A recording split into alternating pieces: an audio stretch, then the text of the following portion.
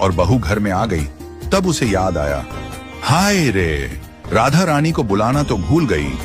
तब वह राधा रानी के पास गई और बोली, राधा रानी माफ कर दो, मैं आपको बुलाना भूल गई। राधा रानी बोली, कोई बात नहीं, अभी अपनी नवेली बहू कैसी है? ब्रजवासिन बोली, अभी अपनी नई बहू को बुला कर लाती हूं। ब्रजवासिन के आने से पहले ही ठाकुर जी उसके घर गए।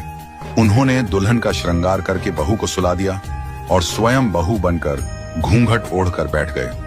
ब्रजवासिन जल्दी घर आई और बहू से बोली, राधा रानी तुझसे मिलना चाहती है, तू जल्दी चल।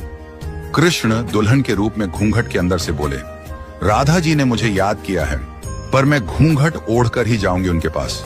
दोनों जब महल पहुंची तो सास ने बहू से कहा, ये ब्रज की रानी है, राधा रानी।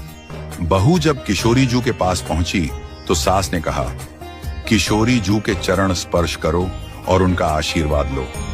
चरण स्पर्श की बात सुनते ही ठाकुर जी बहू रूप में पुलकित हो गए और किशोरी जू के चरणों में झुक गए।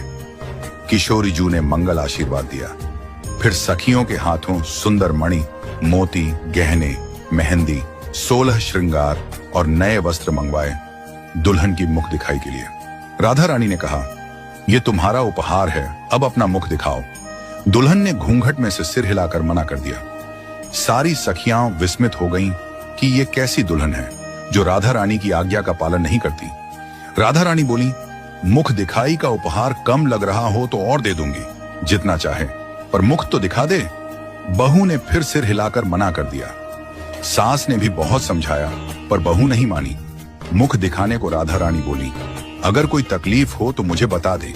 सखियां बोली, बड़ी हट्ठी है दुल्हन। ये सुन राधा रानी की अधीरता बढ़ गई।